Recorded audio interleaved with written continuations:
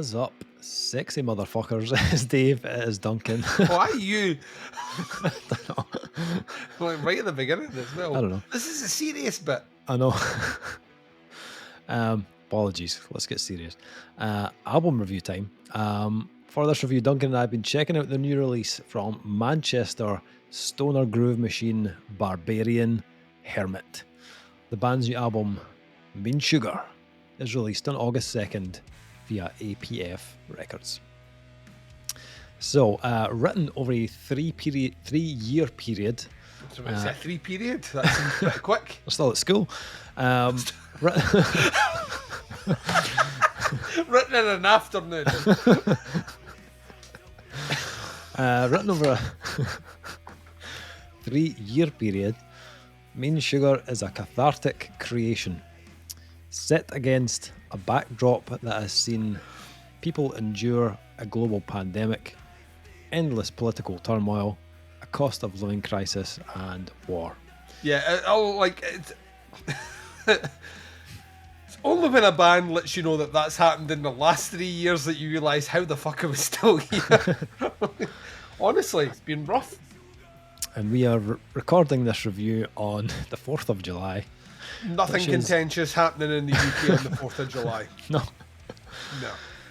Happy Independence Day to our American cousins who decided to very, very quickly chop that dead limb off. And you see how well it's going for them. Fucking nothing wrong over there either. You know what I'm just going to say, Dave? Some people are like that. What is this world? Why are we here? Like, it wouldn't be great if there was a reset button. I'm not that person at all. No. I think we get the world that we deserve. Okay, Duncan. Pessimist or... I mean, we're Scottish. Okay. We'll leave it at that. That's a fair point. During these times, often the best coping mechanism is to go into a room with your friends and focus your energy on playing some very heavy and loud music. The album is about what we know, and that is the bittersweetness of growing up in a northern town. It's a crude representation of what it is to be us these past few years. Lads catapulted against our will into manhood at a time when everything is changing, and yet here we stay under the comforting and watchful shadow of the Pennine Hills. The north is an invigorating place. There's a post-industrial beauty here unlike anywhere else. It's also a tough place, precarious and on the edge. Sometimes we can feel powerless and unheard. Our response to this is to pick up guitars, make noise, and hammer down a punishing rhythm. The album was recorded by, here we go, Joe Clayton at No Studio, and then mastered by Chris Fielding at Bowl Studios. The album sees the return of original vocalist Simon Scarlett, who helped craft the band's debut EP, One, originally released in 2016 and then reissued in 2021 on APF Records. Simon rejoining during lockdown in 2020 is marked as a real turning point for the band, with guitarist Adam Robert Shaw stating, "It's been an incredible journey working together to create this new album. Longtime fans will recognise his trademark bellow from the EP One he recorded with us back in the day, which was recorded in a very rough DIY fashion. While One certainly isn't without its charm, we can't wait for folk to hear what he can do when you're given a proper studio to work in." Simon adds, "This new album, Mean Sugar, picks up where we left off in 2016. Each track is a journey. It's all got doom and stoner vibes, but it's still heavy and full of stonking riffs. Some bits are challenging and uneasy, but we kept it in the groove. My hope is that when people hear this album, they'll hear the energy of 5 working northern men in a way they've never heard before. We wanted to write something that was earnest and sincere to all our diverse musical tastes, but also sidesteps what our peers in doom, stoner and sludge acts are doing so well. We didn't want any obvious comparisons that could be made with other bands." Okay, Duncan. Had never heard of Barbarian Hermit before. No, it's the sort of band that you would remember hearing like the name. Yeah. Because firstly, my brain was like that. How does that even work? And I was like that, but you know what it's going to sound like. Yeah. And as a result of that, I don't need to work it logistically how you could have a Barbarian Hermit. All you need to know is that just from that name, I'm expecting something that makes me do this a lot. Yeah. And there's a lot of that. Yeah, well, I read the press release and I was like, okay, Stoner, Sludge, Doom, Joe Clayton, Chris Fielding. Did we just become best friends? What? Is this written for us? Yeah. So I'm kind of surprised the band haven't landed on our radar before now, even from the previous releases. So when was their last album out? 2018 was the last album. That's before we started doing this. Yes. So that's why they're not on our radar. Technically. Well, yes, the EP was 2016, and then they had an album, Solitude and Savagery, in 2018. Yeah, which is the year in between we stopped reviewing music for the old site and us doing the new site. True. So that's why they've not been on our radar, Dave. That's true. See, mystery solved, case closed. Award them a score, let's hit the hay, Dave. Yeah, I had to listen to Solitude and Savagery from 2018, and also the EP that Simon was on as well. Both really good. What I would say though is, and it's not a knock against the vocalist that was on the previous album. Say when they're about to do a knock, Dave. So, but Simon, who has now returned to the band, I think is a more well-rounded vocalist, in my opinion. I think the previous vocalist was Ed Campbell, I think his name was. His style worked really well on the 2018 album. He's got that real kind of like southern kind of sludgy kind of tone, a really cool rasp to his voice. But I think for what the band have created on Mean Sugar, I'm not sure it would have worked as well with the previous vocalist. I think Simon, for me, has a kind of bigger range of vocal tools available. And as such, the album vocally is more varied than before. But let's go back to let's go to the start. Let's start at the beginning here, Duncan. Let's go to the start of the album here. What a statement that first track is. Title track, Dave. Title track, the opening gambit, and fuck me, it gave me everything that I wanted in an opening track. The riffs are fucking huge on the first track. I was like, oh yeah, grooves are like just fucking impenetrable. Did you self-censor yourself, right? You were like, oh yeah, groove. I like it. Keeping it for the younger audiences, Duncan. Keeping it for the kids, that are sitting in their periods. Not on their periods, in their periods. In school, everything's wrong right now. Cancel him. Yeah, but I thought the way they built up the track was really measured. And then when the chorus kicks in, absolutely fucking slaps as a chorus. I was shouting fucking Mean Sugar. I was fucking, I'm all in at my desk. Your family love you. Yeah. Like, what the fuck are you shouting? What's Dad doing now? What's he talking about Mean Sugar for? Definitely got a hint of the down in that first track.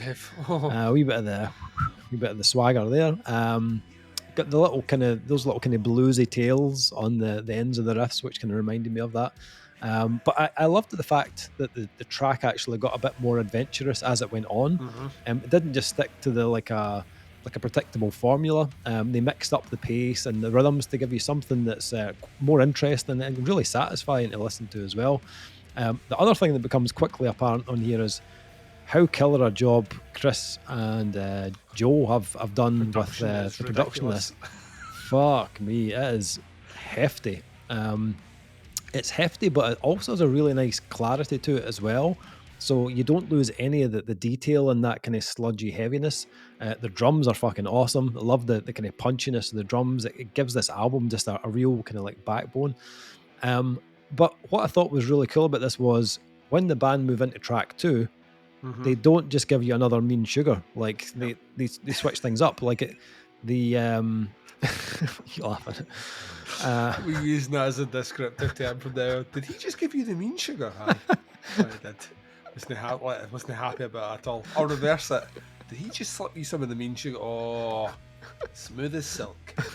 I mean, whichever way you want to take it. They actually up the heaviness on the second track. They give you a track that has even more kind of teeth to it, different tempo, different rhythm. a little bit longer, but really focusing on that power and kind of weight of the track. Wasn't quite as like bluesy or southern, but it's got a touch of that, like almost kind of like Mastodon kind of progginess to it. A little snippet of kind of mid 2010s era Orange Goblin as well, which is kind of cool. Yeah, even add in some kind of vocal melodies in there as well. They kind of layer them up, which was really cool. A bit of kind of harmonizing going on, which I liked. But the band, they never forget about that like kind of hooky element, because after a kind of short interlude, you get the brilliantly titled "Who Put 50p in You." Swooping in and that riff, by the way. I know.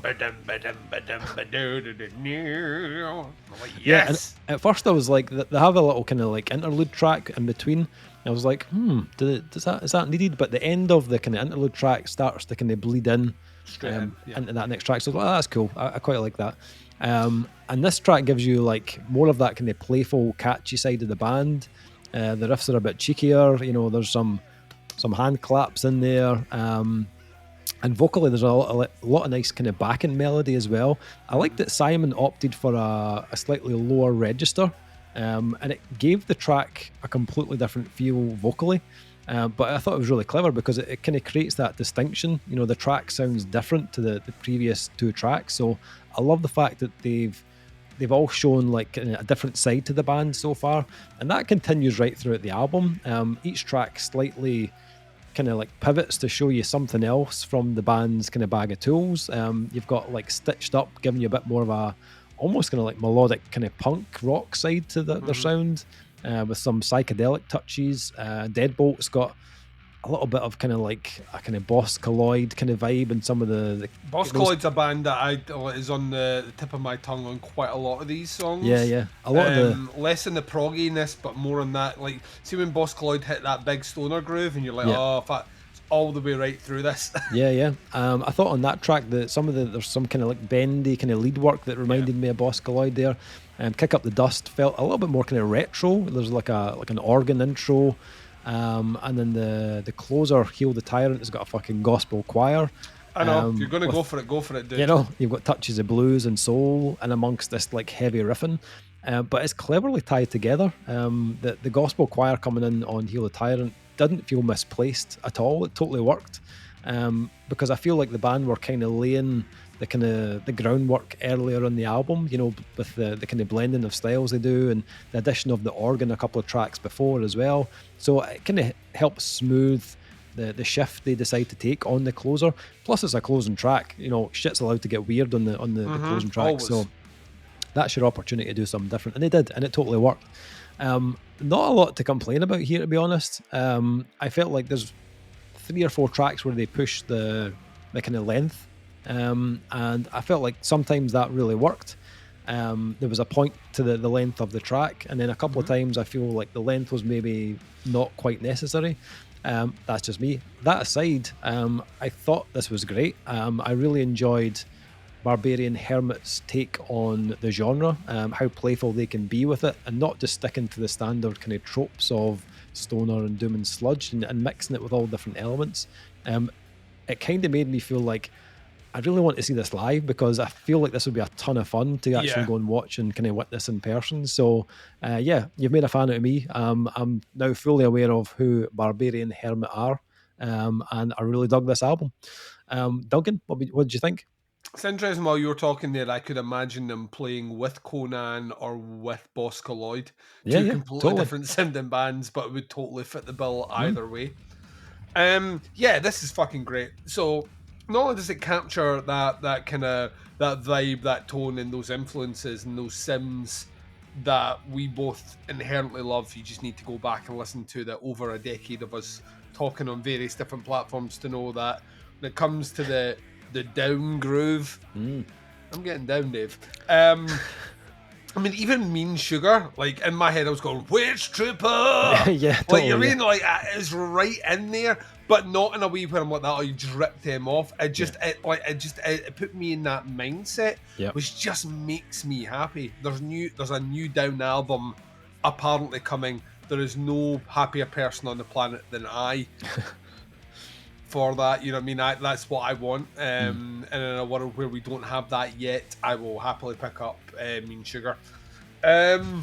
So there's a lot of things going on with it, but what's really cool about it is that they managed to cohesively weave it in and give it that unified sound. I love the vocals on this, like absolutely love it. It's low, it's baritone, let's be honest. It's baritone, it's weighty, it's crushing, but it's soulful, and there's melody in there as well. And when those moments where he's going from an almost kind of like into a like it'll just smooths out to those longer tones. It's fucking awesomely used, and there's various varieties of it you get through where he changes it slightly or reverses it and goes from something more melodic into something harsh. It just keeps things playful. Underpinning that is just a plethora of fucking awesome groove riffs. There's a monopoly on groove riffs here. At times it reminded me a little bit of Down, at times it reminded me a little bit of Keloid. I've already mentioned at times it reminded me of a heavier toned range of something like an Orange Goblin. There's a bit of CKY in here as well. You mentioned Deadbolt earlier on, but there's a particular way that the guitar, the bass and the drums are all locked up that reminded me of very early kind of flesh in the gear sort of CKY.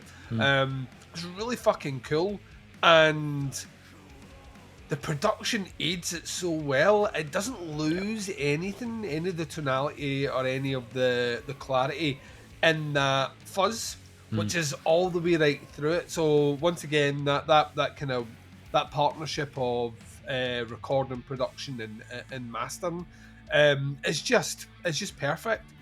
Like yourself, I felt when listening to this that maybe one or two of the songs go on a little lip longer. To be honest, though, that's kind of part of the gimmick of the genre. Like, there ain't no stoner bands doing 3.5 minute songs. It just doesn't happen. You kind of have to lean into the weight of those riffs and play them, because ultimately they're not really judged on CD, they're judged live, and when they're played live, people want it to play again and again so they can headbang. So I get that. We're not reviewing a live show though, we're reviewing an album, and at that point I have to be a little bit more critical. One or two songs here that are a little bit long. However, by the time you get to Heal the Tyrant and you get all the bells and whistles, the weirdness and the gospel choirs, I love bands that do something a little bit weird on the last track, because I get the feeling that you're either getting an indication of where things could go or what they're actually holding in the tank. And it showed me that the band, like, I have a moratorium on their sound. They're fucking incredible at what they do, but they can mix things up and go weirder, or bizarrely more commercial if they wanted to. They sound fucking huge. They sound heavy. I want to see it live. Production's amazing. Not much more I can say. It's an album that is almost tailor-made for someone like me. So, yeah, loved it. Nice. Final thing, scores for Barbarian Hermit's new album. I'm a fan. I'd never heard of the band before, but this is the kind of beauty of doing this and being introduced to new bands that are a great addition to the UK metal scene. This album, like yourself, is within a style that would generally pique my interest anyway. So it did stylistically appeal to me. Bits of it are familiar. That's always going to happen with styles like this. But there's also ideas here that show Barbarian Hermits kind of in their own lane as well, which is the part that really excited me about this album. I'm going to go 4 out of 5 on this one. What are you thinking? 100% a twinsy right there. It's a 4 from me. Nice. Come to Scotland. Yeah. You're in the north. There's no reason not to come across the border. Barbarian Hermit, Mean Sugar, out on August 2nd on APF Records. Links below to the band, to the pre-order. Check out, have a listen, see what you think. Stick some comments in once you've had a listen. Happy to hear your opinions on it. That's the review. Thanks for checking out. We'll be back with another review very soon, but until then, take care. Speak to you soon. Bye, everyone.